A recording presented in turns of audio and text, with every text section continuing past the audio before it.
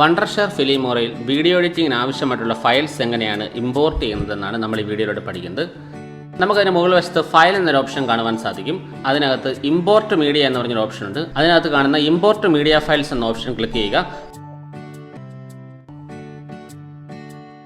അപ്പോൾ നമുക്ക് നമ്മുടെ കമ്പ്യൂട്ടറിനുള്ളിൽ ഫോൾഡേഴ്സ് ഓപ്പൺ ആയി വരും. അതിൽ എവിടെയാണോ നമുക്ക് ഇമ്പോർട്ട് ചെയ്യേണ്ട ഫയൽ കിടക്കുന്നത് ആ ഫയൽ സെലക്ട് ചെയ്യുക. അതിനുശേഷം ഓപ്പൺ എന്ന ഓപ്ഷൻ നമ്മൾ ക്ലിക്ക് ചെയ്യുക.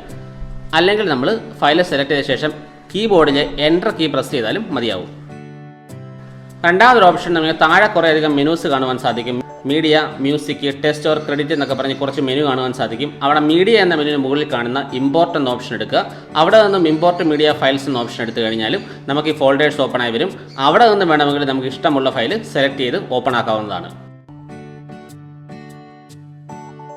ഒരേ ഓർഡറിൽ ഒന്നിച്ച് കിടക്കുന്ന കുറേയധികം ഫയൽസ് ഒന്നിച്ച് ഓപ്പൺ ആക്കണമെന്നുണ്ടെങ്കിൽ നമ്മൾ ഇമ്പോർട്ട് എന്ന് പറയുന്ന ഓപ്ഷനിലേക്ക് പോവുക. അവിടെ നമ്മൾ ഇമ്പോർട്ട് ഫയൽ എന്ന ഓപ്ഷൻ എടുക്കുക. അതിനുശേഷം നമുക്ക് സെലക്ട് ചെയ്യേണ്ട ആദ്യത്തെ ഫയൽ നമ്മൾ സെലക്ട് ചെയ്യുക. അതിനുശേഷം കീബോർഡിലെ ഷിഫ്റ്റ് കീ നമ്മൾ പ്രസ് ചെയ്ത് പിടിച്ചുകൊണ്ട് നമുക്ക് സെലക്ട് ചെയ്യേണ്ട അവസാനത്തെ ഫയലിലേക്ക് ക്ലിക്ക് ചെയ്യുക. അപ്പോൾ ആ ഇടയ്ക്കുള്ള മുഴുവൻ ഫയൽസും സെലക്ട് ആയി വരും നമുക്ക് കാണുവാൻ സാധിക്കും.